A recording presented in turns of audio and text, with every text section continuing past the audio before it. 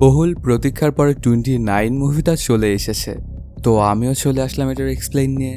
তোমাদের জন্য এত কষ্ট করে নতুন নতুন সিনেমার গল্প নিয়ে আসি, তাহলে তো একটা লাইক আমি আশা করতেই পারি।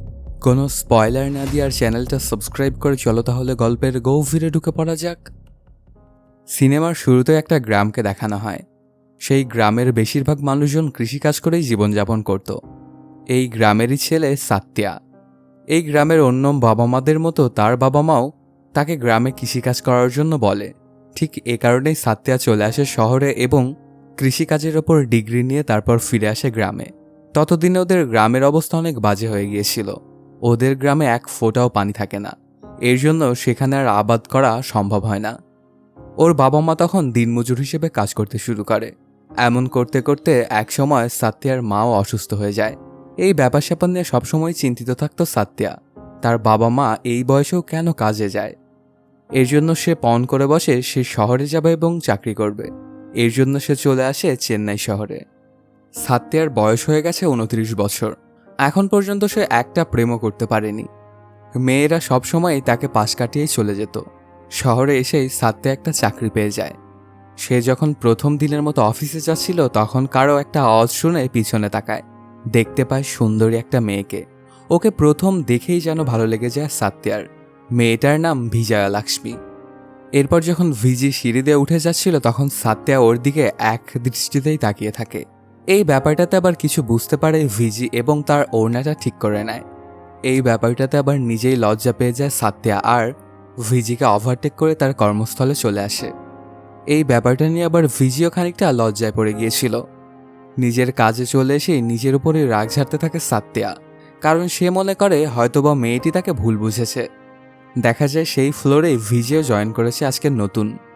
কিছুক্ষণের মধ্যেই ভিজি চলে আসে সাত্তিয়ার কাছে আর ওকে জানায়, আমি আপনাকে ভুল বুঝিনি, জাস্ট ওটা এমনি ইনস্ট্যান্ট হয়ে গিয়েছিল। সাত্তিয়া যদি ওর কথার অর্থটা বুঝতে পারে তারপরেও না বোঝার ভান করে। এরপর এক পর্যায়ে তারা একে অপরের সাথে পরিচিত হয়। ধীরে ধীরে মনের অজান্তেই দুজনে একে অপরের অনেকটা কাছাকাছি চলে আসে। তারা দুজনে খুব ভালো বন্ধু হয়ে যায়। সাত্তিয়া মনে মনে ভিজিকে ভালোবাসতে শুরু করে। মনের কথা বলতে যেও বারবার কোনো না কোনো কারণে বলা হয়ে ওঠে না। সব বন্ধুত্ব প্রেমে রূপ নেয় না। এই বিষয়টা মাথায় রেখে সাত্তিয়া নিজের ভাবনাকে ওই স্থানেই আটকে ফেলে, অর্থাৎ বন্ধুত্ব টিকিয়ে রাখতে ভালোবাসাকে ধামাচাপা দেয়। সাত্তিয়ার ফ্রি টাইমে সে ক্যাটারিং সার্ভিসে কাজ করত। এমনই একদিন সাত্তিয়া চলে আসে একটা বিয়ের অনুষ্ঠানে আর সেখানে খাবার সার্ভ করতে যায়। সেই বরটা আবার সাত্তিয়াকে দেখে বলে, কি রে তুই আবার এখানে কে? সেই বরটা সাত্তিয়াকে দেখে বলে, তুই এখানে কি করছিস রে? সাত্তিয়াও জিজ্ঞেস করে, তুই এখানে কি করছিস সন্তোষ? সন্তোষ তখন বলে, কি রে তুই এখনো এত ভদ্রভাবে কথা বলছিস? মনে হচ্ছে তুই কিছুই এখনো ভুলিসনি। তুই আমার একবার পায়ে ধরেছিলি, সেটা তোর মনেই আছে? সাত্তিয়া তখন মাথা ঠান্ডা করে বলে, আমি একটা কোম্পানিতে ভালো জায়গায় কাজ করছি, এটা শুধু পার্ট টাইম জব আমার। সন্তোষ তখন জিজ্ঞেস করে, আচ্ছা তুই কি বিয়ে করেছিস? আমাদের মধ্যেকার তো তুই সিনিয়র ছিলি সবচাইতে। এখন তো তোর 30 বছর হয়তোবা হয়ে গেছে। সাত্তিয়া বলে, 29 বছর আমার।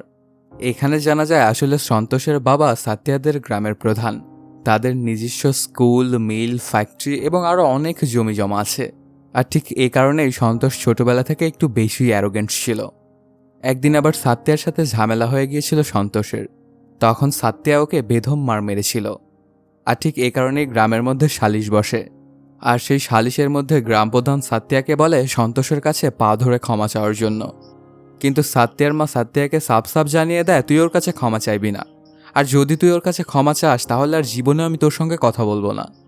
কিন্তু সাত্তিয়া বুঝতে পারছিল যে সে যদি ক্ষমা না চায় তাহলে তাদের গ্রামে থাকাটাই জুলুম হয়ে যাবে।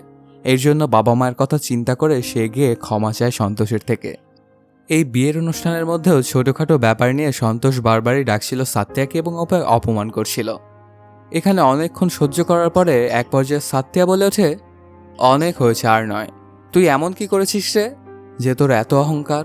তারপর সাত্তিয়া সেই কনেটার দিকে তাকিয়ে বলে, তুমি কি ওকে ভালোবেসে বিয়ে করেছো? মেয়েটা ইশারা দিয়ে বলে যে না।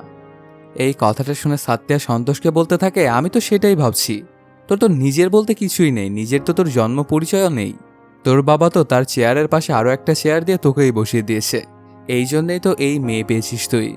মরার আগ পর্যন্ত কি তুই তোর বাবার পয়সায় চলে যাবি? আর এমনিতেও ব্যাচেলার নামে তুই হাসলি কেন? আমাদের আগে তুই সবকিছু দেখে নিবি এই জন্য? 30 বছর হওয়ার পরে মেয়েদের ঘরে কুণ্ডলী রিজেক্ট হয়ে যায়, চাকরির জন্য অ্যাপ্লিকেশন রিজেক্ট হয়ে যায়। কি বলছিস, 30 বছর হয়ে যাওয়ার পরেও বিয়ে হলো না, চাকরি হলো না, এমন কথা বলতে বলতেই সমাজ আমাদের কানই খেয়ে নেয়। এসব ফালতু কথা শোনার পরেও নিজের পরিবারের জন্য সব কষ্ট সহ্য করেই যারা মেহনত করে তারাই ব্যাচেলর হয়। 29 বছরেও একা থাকা ছেলেটার কষ্ট তোর মতো বাবার টাকায় চলা ছেলেটা কখনোই বুঝবে না। আরও অনেক কথা বলে তারপর ওদের দুজনকে আশীর্বাদ করে সেখান থেকে চলে আসে সাত্তিয়া। পরদিন সাত্তিয়ার বন্ধু তার গার্লফ্রেন্ডের সঙ্গে কথা বলছিল। ভিডিও কলে থাকা অবস্থাতেই ওর আলমারির ভেতর থেকে একটা ছেলে দৌড়ে পালিয়ে যায়। নিজের চোখে দেখা ঘটনাটাকে অবিশ্বাস করে ওর বন্ধু বলে ওঠে, দেখ ওর বাসায় মনে হচ্ছে কোনো চোর ঢুকেছে। এসব কিছুতে একদম বিরক্ত হয়ে সাত্তিয়া গিয়ে একটা কর্নারে বসে পড়ে। ঠিক তখনই ওর ফোনে একটা মেসেজ আসে। ভিজি ওকে মেসেজ দিয়ে বলে, আমার মুড একদমই ঠিক নেই, চলো আমরা বাইরে থেকে ঘুরে আসি। সাথে সাথেই সাত্তিয়া চলে আসে একটা সমুদ্র পাড়ে। কিছুক্ষণের মধ্যেই সেখানে ভিজিও চলে আসে। তখন সাত্তিয়া গিয়ে ভিজির পাশে বসে বলে, কি ব্যাপার, কি হয়েছে, তোমার মুড অফ কেন? ভিজি জানায়, আমি আজকে মাকে বলেছি আমার জ্বর এসেছে। মা বলল আজকে কাপড় ধোয়ার দিন ছিল, সেই জন্য নাকি আমি নাটক করছি। আমার মা যেন আমাকে বোঝা মনে করে, আমাকে সে একদমই ভালোবাসে না। তুমি আমাকে স্পর্শ করে বলো তো আমার আসলেই জ্বর হয়েছে কিনা। তবে সাত্তিয়া ভিজির শরীরে হাত দিতেই ইতস্তত বোধ করছিল। তখন ভিজি নিজেই সাত্তিয়ার হাতটা নিয়ে তার কপালে রাখে। সাত্তিয়া তখন জানায়, তোমার মাথা তো আসলেই একটু গরম, মনে হয় হালকা পাতলা জ্বর এসেছে। এরপর ওরা দুজনে সমুদ্র বিলাস করতে থাকে। ভিজি সাত্তিয়ার হাত ধরে থাকে। সাত্তিয়া তখন মনে মনে ভাবতে থাকে, অনেক মেয়েকেই দেখেছি যারা ছেলেদের গায়ে পড়ে কথা বলে, তবে ভিজি এমন মেয়ে নয়। কিন্তু আজও আমার হাতটা কেন ধরেছে?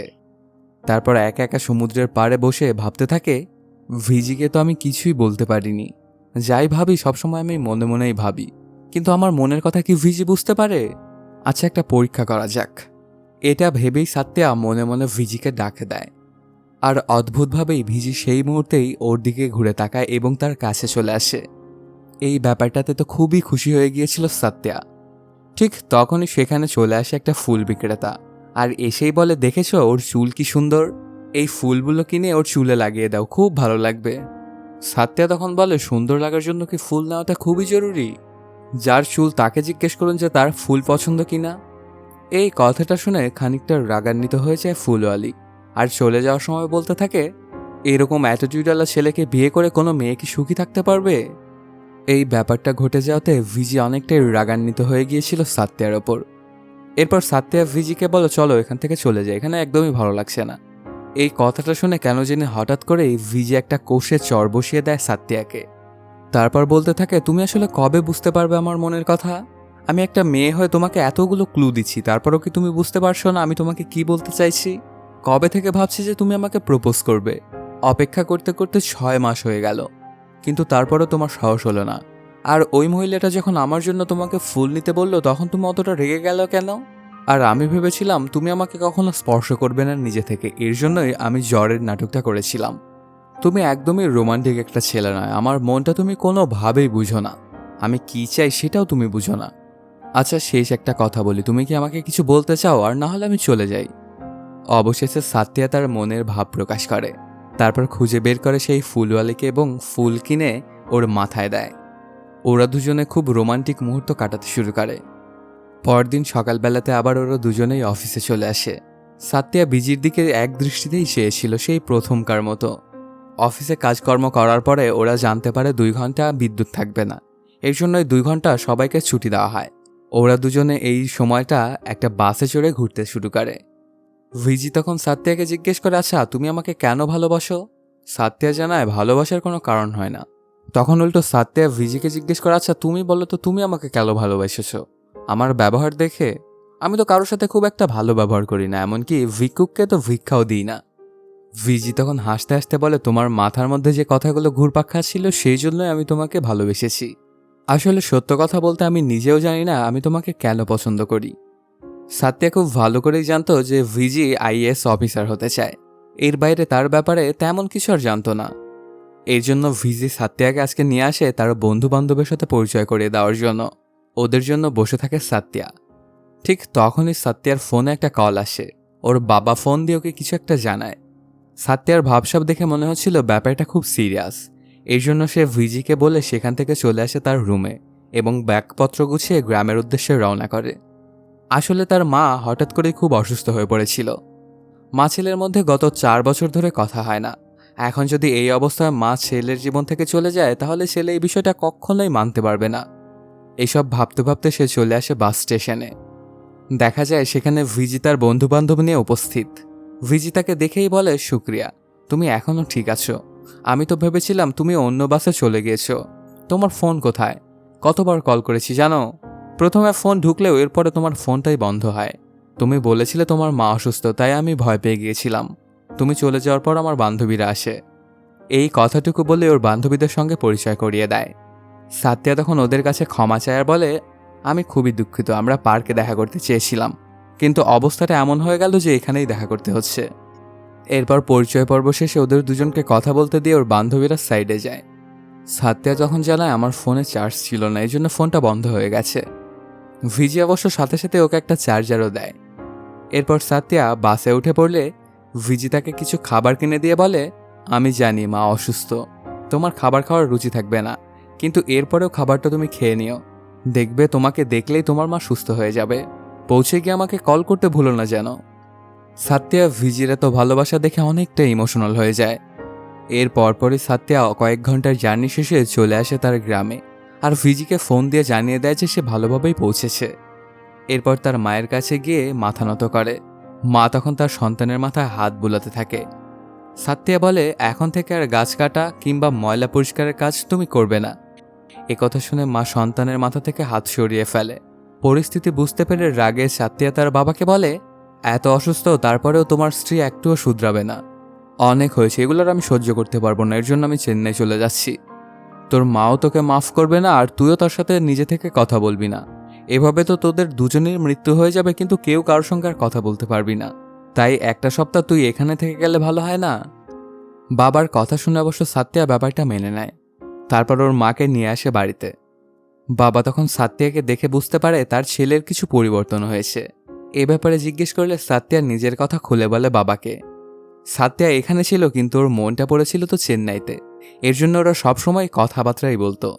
তারা একে অপরকে খুব মিস করত। গ্রামে 1 সপ্তাহের মতো থাকার পরে সাত্যা চলে আসে চেন্নাই। এরপর হঠাৎ করে দেখা যায় ভিজি চলে এসেছে সাত্যার বাড়িতে। আসলে সাত্যা কয়েকদিন ধরে অসুস্থ, এই জন্য ভিজি তার সঙ্গে দেখা করতে এসেছে। এই ব্যাপারটা দেখে অবশ্য তার বন্ধুও খানিকটা অবাক হয়, কারণ তাদের ব্যাচেলার বাসার পরিবেশে তো যা তা অবস্থা। বন্ধু তখন ওদের দুজনকে কথা বলার সুযোগ করে দিয়ে বেরিয়ে যায়।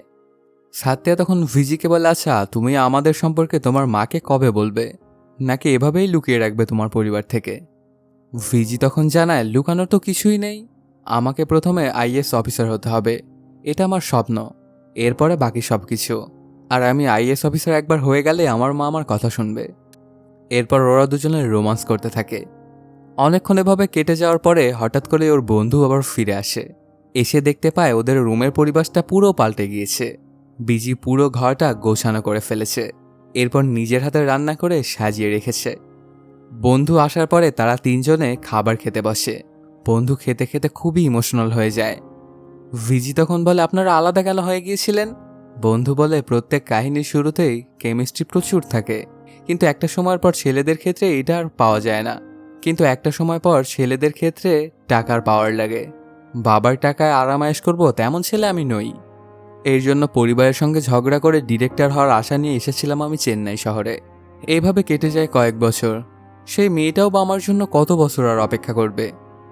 আমার কাছে যত টাকা পয়সা ছিল সেগুলো দিয়ে আমি সেই মেয়েটাকে আমার কাছে রাখার চেষ্টা করেছিলাম, কিন্তু এরপর টাকা যখন ফুরিয়ে যায় তখন আমার অবস্থাও খুবই খারাপ হয়ে যায়। তাই ওকে খোঁজাও আমি বন্ধ করে দিই। আসলে ভালোবাসা জিনিসটা শুনতে অনেক মধুর। একটা কথা ভালো করে শুনে রাখো, যদি আমার বন্ধুকে তুমি তোমার বাবা মায়ের দোহাই দিয়ে ছেড়ে দাও তাহলে আমি কিন্তু তোমাকে মেরে ফেলবো। আসলে বন্ধু তখন অতিরিক্ত মাতাল অবস্থায় থাকাতে এইসব আজে বাজে কথাবার্তা বলছিল। তবে এই কথাগুলো যেন মেয়ের মাথার মধ্যে সারাক্ষণ ঘুরপাক খায়। ভিজে এই ব্যাপার স্যাপার নিয়ে গভীরভাবে ভাবতে থাকে। এক পর্যায়ে সে সাত্যাকে অ্যাভয়েড করতে শুরু করে। সাত্যা তখন তার কাছে গিয়ে বলে, কি হয়েছে তোমার? সকাল থেকে দেখছি তুমি কোনো বিষয় নিয়ে চিন্তিত। ভিজি তখন জানায়, চাকরিটা আমি ছেড়ে দিচ্ছি। সাত্য তখন জিজ্ঞেস করে, এই সিদ্ধান্তটা তুমি কি একাই নিয়েছো? আমরা একে অপরকে ভালোবাসি, আমার সাথে তো একবার আলোচনা করার প্রয়োজন ছিল। ভিজি তখন সাত্যাকে অ্যাভয়েড করে একটু সামনের দিকে এগিয়ে গেলে সাত্য ওকে বলতে থাকে, আমার গ্রামের সবাই জানে যে আমি তোমাকে ভালোবাসি, আমি তো এভাবে লুকিয়ে তোমাকে ভালোবাসিনি। এই কথাটা শুনেই ভিজি তাদের অফিস টিমের সঙ্গে নিজেদের ভালোবাসার কথা প্রকাশ করে, যা শুনে তাদেরকে পছন্দ করা ব্যক্তিগণ তাদের ভালোবাসার প্রমাণ চায়। ভিজি প্রমাণ দিতে সকলের সামনে তার ভালোবাসার বহিঃপ্রকাশ ঘটায়। সবাই এটা দেখে আবার খুবই আনন্দিত হয়ে গিয়েছিল। তবে সাত্যার মনে লুকানো এক ভয় কাজ করে। তার মনে হচ্ছে তার ভালোবাসাটা যেন তার থেকে দূরে চলে যাচ্ছে, কারণ কিছুদিন আগে এক গণক বলেছিল, আমার কাছে আসা সকল দম্পতিকে আমি সুখে থাকার ভবিষ্যৎবাণী করে রাখি, কিন্তু আমার মনে হচ্ছে তোমরা দুজন ভালো থাকতে পারবে না। শুরুতে সবকিছু ঠিকঠাক মনে হবে, যতক্ষণ না সে তার আসল চেহারাটা দেখাবে। গুরুমার কথাটা চিন্তা করে অতিরিক্ত টেনশন করতে থাকে সাত্যা, আর এক পর্যায়ে সেখানেই অজ্ঞান হয়ে যায়। এরপর কেটে যায় কিছুদিন। ভিজি তার স্বপ্ন পূরণ করার জন্য ব্যস্ত হয়ে পড়েছে। অফিসে তার বন্ধুবান্ধবরা এখন মোটামুটি সেটেল হয়ে গেছে, তবে সাত্যা বরাবরই ভিজিকে মিস করেই চলছিল। তাদের এখন দেখা সাক্ষাৎই খুব কম হয়। কথায় কথায় একদিন ভিজি বলে ওঠে, আমার বাবার সঙ্গে আমার দেখা করতে খুব ইচ্ছে করে। সাত্যা তখন বলে, কেন, তোমার বাবা কি তোমাকে ছেড়ে চলে গিয়েছে? তখন ভিজি বলে, আসলে আমি আমার বাবার নামটা ছাড়া চেহারা কিছুই জানি না, তার কোনো ছবিও নেই আমার কাছে। সাত্যা তখন মনে মনে বলতে থাকে, যাই কিছুই হয়ে যাক না কেন, আমি তোমাকে কখনোই একা ছাড়ব না। এরপর কেটে যায় 2 দিন। হঠাৎ করে ভিজি সাত্যাকে ফোন দিয়ে একদিনের ছুটি নিতে বলে। ওরা দুজনে একটা ইভেন্টে যেতে চাচ্ছিল। আসলে ভিজি যেখানে কোচিং করতো সেখানে হিন্দি শিক্ষিকার একটা ইভেন্ট ছিল। তারপর সেদিন সন্ধ্যাবেলাতেই ভিজি এবং সাত্যা চলে আসে সেই ইভেন্টটাতে। সেই অনুষ্ঠান চলাকালীন ভিজিকে একটা লেহেঙ্গা গিফট করে ওর ম্যাম, সঙ্গে সঙ্গে ওকে এটা পরেও নিতে বলে। কিছুক্ষণের মধ্যে ভিজি যখন এটা পরে আসে তখন ওকে খুবই সুন্দর দেখাচ্ছিল। ওরা দুজনে খুব সুন্দর করে অনুষ্ঠানটা উপভোগ করছিল। এরপর তার শিক্ষিকার সঙ্গে কিছুক্ষণ কথাবার্তা বলে। অনুষ্ঠানটা শেষ হয়ে গেলে ওরা দুজনে এখান থেকে তাদের বাসায় ফিরে যাবে। ঠিক তখনই মুষলধারে বৃষ্টি শুরু হয়ে যায়। আসলে সাত্যা এবং ভিজি তাদের বাইকটা নিয়ে এসেছিল, এর জন্য বৃষ্টির মধ্যে তো তারা যেতে পারবে না, আর ওদের বাড়িটাও ছিল অনেক দূরে। এর জন্য ম্যাম তার রুমের চাবি দিয়ে দেয় ওদের দুজনকে, আর আজকের রাতটা এখানেই থেকে যেতে বলে। আসলে এটা ছিল একটা হোটেল, আর হোটেল রুমেই ওদেরকে থাকতে দিচ্ছিল ওর ম্যাম। এখান থেকে ওদের চেক আউট টাইম সকাল 11টা। কিছুক্ষণের মধ্যে ওরা দুজনেই চলে আসে রুমের মধ্যে। ভিজির মনের মধ্যে একটা অজানা আতঙ্ক দেখা যাচ্ছিল। এরপর ভিজি তার মায়ের সঙ্গে কথা বলার একটা নাটক করতে থাকে। সাত্যা তখন ভিজিকে আচমকাই বলতে থাকে, ভিজি, তোমার একটা কথা মনে আছে? আমাকে ভালোবাসার আগে যখন দেরি করে অফিস থেকে বের হয়ে রিক্সা বা অটোতে যেতে, আমি তখন বলেছিলাম যাওয়ার সময় নিজের ঘরের মানুষের সঙ্গে কথা বলার নাটক করবে, কত সময় লাগবে, অটোর নাম্বার কত, এইসব কথা নিজের মাকে বলার অভিনয় করবে, যাতে করে ওই অটোওয়ালারা তোমার সঙ্গে বেয়াদবি করার সাহস না পায়। আজকে তুমি সেই ট্রিক্সটা আমার সাথেই খাটালে। এটা আমি কখনোই কল্পনা করিনি ভিজি। তুমি কি নিজের বুকে হাত রেখে বলতে পারবে যে তুমি তোমার মায়ের সঙ্গে কথা বলছিলে? তুমি কি আমাকে এতটুকু ভরসাও করতে পারো না? ওর এই কথা শুনে খানিকটা বিরক্ত হয়ে যায় ভিজি, আর বলতে থাকে, তুমি আমাকে একটা কথা বলো, হাতে রুমের চাবিটা পাওয়ার সঙ্গে সঙ্গে তুমি বাইক নিয়ে কোথায় গিয়েছিলে? তোমার পকেটে কি আছে দেখাও আমাকে। সাত্যা তখন ছোট্ট একটা ইয়াররিংয়ের বক্স বের করে দেয়। আসলে এই জায়গার পেছনে ছোট্ট একটা দোকান আছে। এই কানের দুলটা দেখে ম্যামের গিফট করা লেহেঙ্গার সঙ্গে ম্যাচ করবে দেখে সাত্যা গিয়ে সেটা কিনে এনেছিল। ভিজি তখন কিছুটা ইমোশনাল হয়ে জড়িয়ে ধরে সাত্যাকে, আর বলে, সবসময় কোনো না কোনো গিফট তুমি আমাকে দিতেই থাকো, কখনো তুমি আমার সঙ্গে খালি হাতে দেখা করতে আসো না। তখন সাত্যা ওকে বলে, তুমি যেদিকেই তাকাবে সেদিকেই যেন আমার কথাই তোমার মনে হয়, আর সেটাই হবে আমার জন্য সবচেয়ে বড় অ্যাচিভমেন্ট। এই ব্যাপারটা শুনে খানিকটা রাগান্বিত হয়ে যায় ভিজি, আর বলে, আমি তোমার টফি নই। যেমন আমি আইএস হওয়ার জন্য দিনরাত চেষ্টা করে যাচ্ছি, ঠিক তেমনি তুমিও কিছু করার চেষ্টা করো, কিছু ভাবো, ভালো কিছু করার চেষ্টা করো, এরপর আমরা দুজনে মিলে কিছু একটা করতে পারবো। তারপর সাত্যা আবার ওর কাছে এসে বলে, আমরা আর আগের মতো নেই ভিজি। তুমি যে টাইমে বলো সেই টাইমে আমি তোমাকে জাগিয়ে দিই, তুমি যেখানে বলো সেখানে আমি তোমাকে নিয়ে আসি, কখনো কখনো আমাকে ঘুরে দেখা ছাড়াই তুমি চলে যাও। আমি যাই বলি না কেন তুমি আমাকে ভুল বোঝো। এখন তো আমার এটা মনে হতে শুরু করেছে যে আমি তোমার জন্য ড্রাইভারের কাজ করছি, আমার কোনো কিছুর দরকার নেই। তোমার সাথে থাকা, তোমার সঙ্গ দেওয়া, তোমার কথা শোনা, আর তোমাকে গিফট করা, এর পরিবর্তে যখন তুমি আমার সঙ্গে হেসে কথা বলো, একটা চুমু খাও বা ভালোবেসে জড়িয়ে ধরো, একটাই আমার জন্য যথেষ্ট। আমার জন্য এতটুকুই ভালোবাসা। এর বাইরে আমি তোমার সাথে কিছুই কল্পনা করি না। ভিজি তখন বলতে থাকে, ভালোবাসা মানেই তো এখন তুমি যেখানে আছো সেখান থেকে এক ধাপ উপরে ওঠার চিন্তাটা। এগুলো শুনে সাত্যা খানিকটা রাগান্বিত হয়ে যায় আর বলে, এগুলো ভালোবাসার কথা নয়। তোমার যদি আমার সাথে থাকার ইচ্ছা হয় তাহলে থাকো, আর না হলে তুমি চলে যাও। আর এখানে আমি আর এক মুহূর্ত থাকবো না। এটা বলেই সেখান থেকে চলে যাওয়ার জন্য বের হয়ে যায় সাত্যা। সাত্যা বের হওয়ার আগে সে ভিজিকে বলেছিল, তুমি যদি যেতে চাও তাহলে আমার সাথে এখন আসতে পারো, আর না হলে তুমি এখানেই থাকো।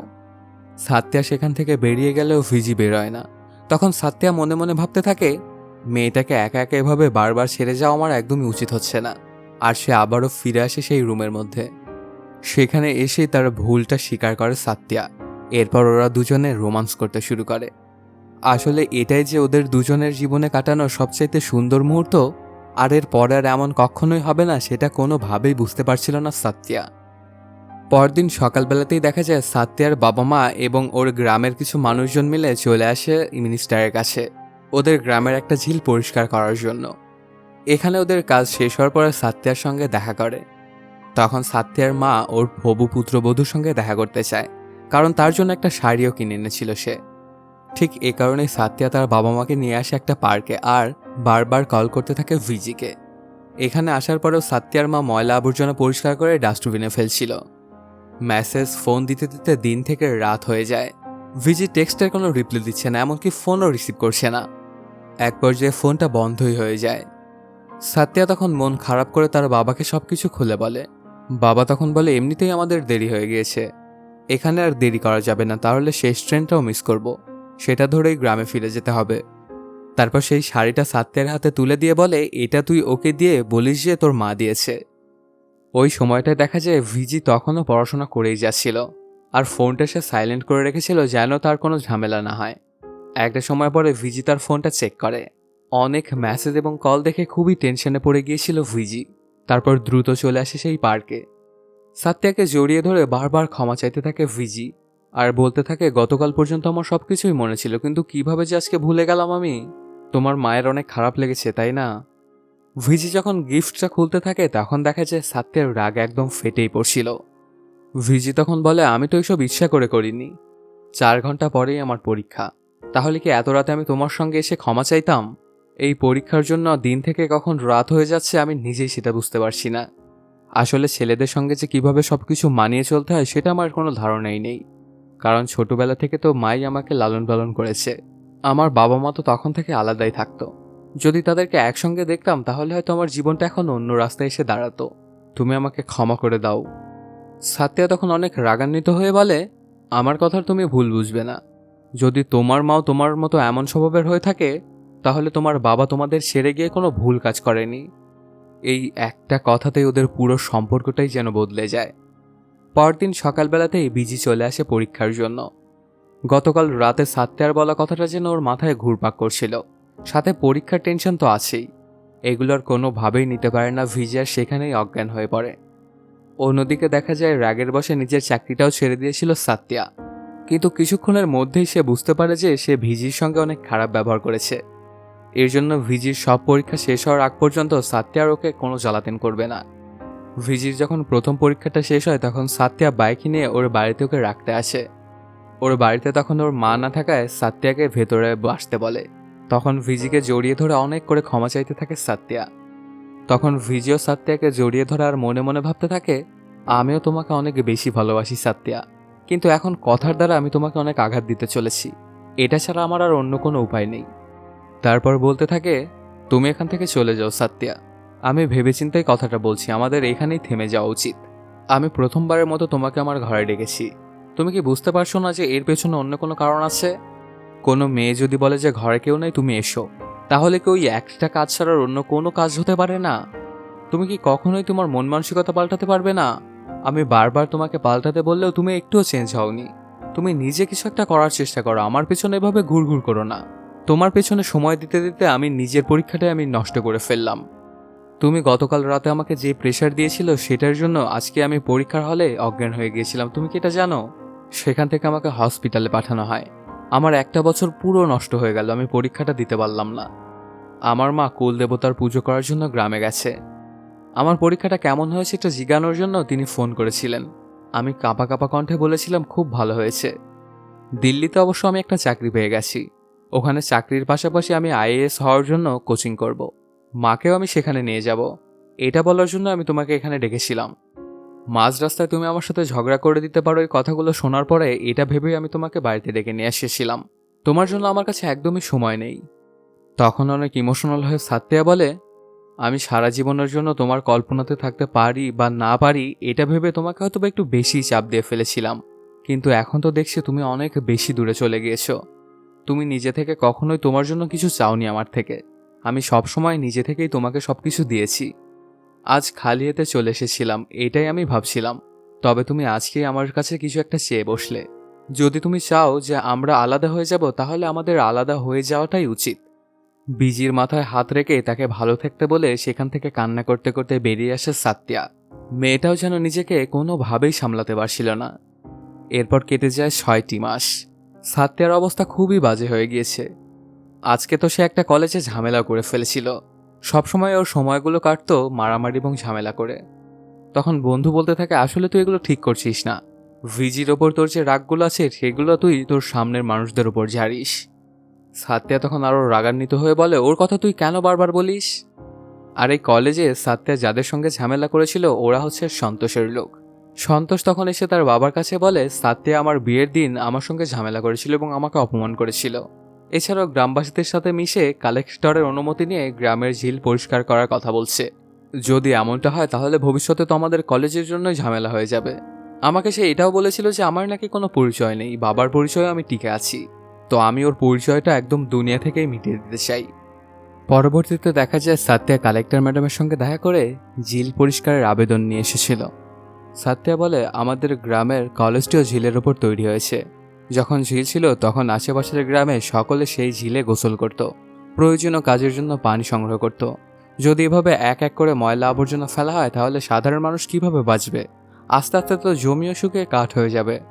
কালেক্টর ম্যাডাম তখন বলে, প্রতি বছর সরকারের খাত থেকে জনগণ আর দেশের উন্নতি করার জন্য কত পরিমাণ অ্যামাউন্ট দেওয়া হয় তা কি তোমার জানা আছে? এসব যদি ঝিল পরিষ্কারের কাজে আমরা ব্যয় করে দিই তাহলে বাকি কাজগুলো আমরা কিভাবে করব? কিছু কিছু দায়িত্ব নিজেদেরকেও নিতে হয়। এগুলো হয়তো বা কঠিন পদক্ষেপ। চাইলে তুমি নিজেও একবার ঝিল পরিষ্কারের চেষ্টা করতে পারো। কিন্তু এটুকু শুনেই নিজের গ্রামের ঝিল পরিষ্কার করার ব্যাপারটা নিজেই মাথায় নিয়ে নেয় সাত্তিয়া। গ্রামবাসীরা সকলে মিলে এই কাজে এগিয়ে আসে। ব্যাপারটা জানার পর আবার সাত্তিয়ার কলেজ থেকেও কিছু শিক্ষার্থী চলে আসে ওদেরকে সাহায্য করার জন্য। সাত্তিয়া যখন সেখানে ঝিল পরিষ্কার করছিল তখন বাবা ওর মাকে বলতে থাকে, সাত্তিয়া তোমার জন্য গ্রামে ফিরে এসেছে, এমনকি সে ঝিলও পরিষ্কার করছে। এবার তুমি ওকে মাফ করে দিলেই তো পারো। কিন্তু মা জানায় সাত্তিয়া ওটা আমার জন্য করছে না, ওই মেয়েটার জন্য করছে। অন্যদিকে দেখা যায় ভিজি তার পড়াশোনাটা ঠিকঠাকভাবে চালিয়ে গেলেও সাত্তিয়াকে সে চরমভাবে মিস করছিল। ওর ফোনে এসএমএস আসলেই সে মনে করতো হয়তোবা সাত্তিয়া তাকে মেসেজ করেছে। এদিকে সাত্তিয়ার এমন উদ্যোগে ধীরে ধীরে চারিদিকে পরিচিতি লাভ করতে থাকে সাত্তিয়া। ওদের গ্রামের অনেকগুলো ঝিল ওরা পরিষ্কার করেছিল। এখন প্রায় জায়গায় গাছ লাগানো হচ্ছে। এরকম করতে করতে ওদের গ্রামে এখন প্রায়ই বৃষ্টি হতো আর ঝিল অনেকটাই পরিপূর্ণ হয়ে যায়। এই ব্যাপারটা নিয়ে সন্তোষও তো খুবই টেনশনে পড়ে গিয়েছিল আর চালাকি করে গুন্ডাদেরকে ভাড়া করে ওই জায়গাতে একটা ঝামেলার সৃষ্টি করায়। কিছুক্ষণের মধ্যেই সেখানে আবার পুলিশ চলে আসে। এখানের ব্যাপারটা সামাল দেওয়ার সময় একটা মেয়ের কাপড় একটু ছিঁড়ে যায়। ব্যাপারটা কোনোভাবেই মেনে নিতে পারে না সাত্তিয়া আর পুলিশের গায়ে হাত বসিয়ে দেয়। সাথে সাথেই পুলিশ তাকে ধরে থানায় নিয়ে চলে আসে। এই ব্যাপারটা নিয়ে আবার খবরে প্রচুর প্রচার হতে শুরু করে। তবে এখানে আসলে যা ঘটেছিল তার উল্টোই কাহিনীটা দেখানো হচ্ছিল। আর এই কাজটা করেছিল ওই গ্রাম প্রধান। তার পরপরই কালেক্টর ম্যাডাম ওনার কাছে গিয়ে ওকে বলে, আমি কিন্তু ওর চরিত্র সম্পর্কে খুব ভালোভাবে জানি। আপনি ওকে যতই দমিয়ে রাখার চেষ্টা করুন না কেন ও বরং আরও এক ধাপ উপরে উঠে যাবে। তাই একটা ভালো মুহূর্তকে নষ্ট না করে তাকে জেল থেকে ছাড়ানোর ব্যবস্থা করুন। এদিকে মেয়েটা তার মায়ের কাছে এসে বলে, আমাকে সাহায্য করো মা।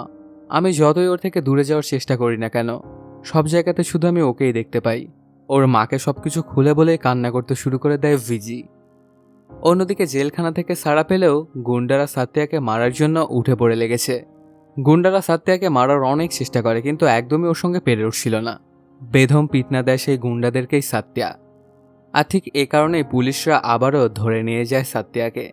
আসলে গ্রাম প্রধান এখানে চাইছিল রাতের অন্ধকারে সাত্যাকে একদম জানে মেরে ফেলতে। ওইদিকে দেখা যায় সাত্যার গ্রামের সবাই মিলে প্রজেক্টের ফাইল তৈরি করে কালেক্টর ম্যামের কাছে চলে এসেছে। কালেক্টর ম্যাডাম তখন বলে, বলুন আপনি এখন কি চাচ্ছেন? মা বলে, আমি আমার সন্তানকে ফেরত চাই। পরবর্তীতে অবশ্য ওদের মা ছেলেকে কথা বলার সুযোগ করে দেওয়া হয়। মা ছেলেকে তখন বলে, তুই এখান থেকে চলে যা। ছেলেটা তার প্রেমিকার কথা মনে করে বলে, আমি এখন কোথায় যাব মা? আমার কোনো প্রয়োজন নেই। একটা গাছকে কতবার শিকড় থেকে উপড়ে ফেলা যায় বলতে পারো মা? আমি তো নিজেই বুঝতে পারছি না যে আমি কে, আমার ঠিকানা কি, আমার পরিচয় কি। আমি গ্রামে এসেছি, এই কাজ শুরু করেছি শুধুমাত্র নিজেকে খোঁজার জন্য, নিজের একটা পরিচিতি গড়ার জন্য। কিন্তু এখন তো দেখছি সকলেই আমাকে জানেই মেরে ফেলতে চাইছে।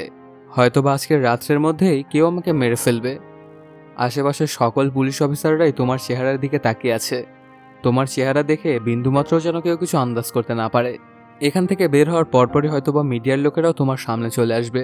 তুমি নির্ভয়ে তাদেরকে সব সত্যিটা খুলে বলবে। আর তুমি যেগুলো করতে যাচ্ছ সেটা যদি পুলিশ অফিসাররা বিন্দুমাত্র টের পায়, তাহলে যে কোনো মূল্যেই হোক ওরা কিন্তু তোমাকে আটকে রাখবে। তাই হাসি মুখে তুমি এখান থেকে বেরিয়ে যেও মা। মা অবশ্য তখন সাত্যার কথা শুনে কোনো মতে নিজের ইমোশনটা ধরে রেখে বেরিয়ে যায় থানা থেকে। এরপর চিৎকার করে সকল সত্যটা মিডিয়ার সামনে বলতে থাকে। এই ব্যাপারটা আবার দেখতে দেখতে হয়ে যায় ভাইরাল। কলেজ ছাত্ররা সহ সাধারণ জনগণ তো এগুলো নিয়ে বিক্ষোভ করতে শুরু করে দেয়। এই জন্য অন্য কোনো উপায় না থাকায় সাত্যাকে ছেড়ে দিতেই হয়। ওকে প্রচণ্ড মারধর করা হয়েছিল, এর জন্য সাত্যাকে হাসপাতালে ভর্তি করানো হয়। কিছুক্ষণের মধ্যেই দেখা যায় বিজির মা ওর সঙ্গে দেখা করতে আসে। তিনি এসেই বলতে থাকেন, আমাদের পরিবারের সবাই ডাক্তার, ইঞ্জিনিয়ার, লয়ার, এমন ভালো ভালো পজিশনে রয়েছে, শুধুমাত্র আমি বাদে। আমার স্বামী যখন আমাকে ছেড়ে চলে গেল তখন এই ব্যাপারটা নিয়ে আমাকে প্রচণ্ড কথা শুনতে হয়েছে। হয়তোবা এই জন্যই আমি আমার নিজের স্বপ্ন আমার মেয়ের উপরে চাপিয়ে দিয়েছি। আমার মেয়েটা অনেক প্রাণবন্ত ছিল, এখন লেখাপড়ায় তার কোনো মনোযোগ নেই, বরং বাঁচার জন্য আমার কাছে বারবার সাহায্য চাচ্ছে। আলাদা হওয়ার কষ্টটা আমি বুঝি, ওর পরীক্ষা দেওয়াটা খুবই জরুরি। আমার মেয়ে জানে না আমি এখানে এসেছি। একটা মা হয়ে এই দায়িত্ববোধ আমার কাছে প্রয়োজনীয় মনে হয়েছে। তুমি একবার ওর সঙ্গে কথা বলে দেখো। আসলে সাত্যার ওপর করা থানার ওই টর্চারগুলো সে কোনোভাবেই সহ্য করতে পারছিল না। এই জন্য সে গত 10 দিন বেহুশ ছিল। আর এতদিনে পুরো দেশে সাত্যা খুবই ফেমাস হয়ে গিয়েছিল। সে এখন নিজের একটা পরিচয় তৈরি করে ফেলেছে। তার এবং পুরো গ্রামবাসীর প্রচেষ্টায় পুরো ঝিলগুলো একদম পরিষ্কার হয়ে গেছে আর পানিতে পরিপূর্ণ। এজন্য পরের দিন সন্ধ্যাবেলাতেই সাত্যা চলে আসে বিজির বাড়িতে। বাইরে থেকে চিৎকার করে ওকে বারবার ডাকতে থাকে। বিজি যখন বাইরে বেরিয়ে আসে তখন সাত্যাকে 2 মিনিট অপেক্ষা করতে বলে। এর পরপরই দেখা যায় সেখানে চলে আসে আবার ভিজির বাবা। প্রথমে অবশ্য ভিজি তাকে চিনতেই পারে না। এরপর তিনি যখন তার নাম বলেন তখন ভিজি বুঝতে পারে যে এটাই তার বাবা। আসলে সাত্যাই ওর বাবাকে এখানে এনেছিল ভিজির সঙ্গে দেখা করিয়ে দেওয়ার জন্য। ঝিলের জন্য সাত্যা যখন একটা ডোনেশন কালেক্ট করতে গিয়েছিল তখন ওনার সঙ্গে পরিচয় হয়েছিল। বাবা তখন মেয়ের কাছে অনেক করে ক্ষমা চাইতে থাকে। এতদিন পর বাবাকে দেখে খুশিতে আত্মহারা হয়ে যায় ভিজি। এরপর বাবার সঙ্গে কিছুটা ভালো মোমেন্ট কাটিয়ে চলে আসে সাত্যার কাছে আর বলতে থাকে, তুমি কখনোই খালি হাতে আসবে না আমার কাছে, তাই না? সাত্যা তখন বলে, আসলে তুমি আমাকে ছেড়ে দিয়ে ভালোই করেছিলে। আমার বংশের মধ্যে আমি প্রথম গ্র্যাজুয়েশন লাভ করি। কোন ধাপের পরে কোন ধাপে এগোলে জীবনটা সহজ হবে এ ব্যাপারে আমাদের কেউ বলার ছিল না। আমাদের মতো মানুষেরা জীবনের কোন পথে নিতে হবে এটা জানতে জানতেই 30 বছর পার করে ফেলে। কিন্তু তুমি এমনটা নও, তুমি খুব ভালো করেই জানো তুমি কি চাও। তোমার বাবা এবং তোমাদের আত্মীয় স্বজনের সাপোর্ট ছাড়াই তোমার মা তোমাকে এত দূরে নিয়ে এসেছে। আমার জন্য না হোক, অন্তত নিজের মায়ের জন্য হলেও তোমাকে আইএএস অফিসার হতেই হবে। এরপর অবশ্য ওদের দুজনের সম্পর্কটা খুব ভালো হয়ে যায়। দেখতে দেখতেই চলে আসে ভিজির পরীক্ষা। প্রশ্নপত্র দেখেই ভিজির মুখে হাসি ফুটে ওঠে। অন্যদিকে সাত্যাও একটা ভালো পর্যায়ে চলে গিয়েছিল। আসলে ভিজি আগে থেকেই বুঝতে পেরেছিল সাত্যার মধ্যে এক প্রকার আগুন রয়েছে। সে জীবনে অনেক বড় কিছু করার সাহসিকতা রাখে, কিন্তু এই প্রেমের পাল্লায় পড়ে তার জীবনটা নষ্ট হয়ে যেতে পারে বা সে তার লক্ষ্য নাও খুঁজে পেতে পারে। ঠিক এ কারণে ভিজি সাত্যার হাত ছেড়ে দিয়েছিল মাঝপথেই। আর এর মাধ্যমেই শেষ হয়ে যায় সিনেমাটি। ওই যে একটা কথা আছে না, যে প্রত্যেকটা পুরুষের সাকসেসের পেছনেই কোনো না কোনো নারীর হাত থাকে। এই সিনেমাটার মাধ্যমে ডিরেক্টর আমাদেরকে সেটাই দেখানোর চেষ্টা করেছেন। তবে সব মেয়েরা আবার এরকম হয় না। এরকম ভালো মেয়ে পাওয়া খুবই কষ্টসাধ্য। হয়তোবা হাজারে বা লাখে একটা পাওয়া যেতে পারে। এটা একদমই আমার পার্সোনাল ওপিনিয়ন। তোমাদের কি মনে হয় সেটা জানিয়ে যেও। তো বন্ধুরা, কেমন লাগলো আজকের এই এক্সপ্লেইনটি জানাতে কমেন্ট করো। আর যদি এখনও চ্যানেলটা সাবস্ক্রাইব না করে থাকো তাড়াতাড়ি সাবস্ক্রাইব করে নাও। দেখা হচ্ছে নতুন কোনো ভিডিওতে। Till then, সায়োনারা।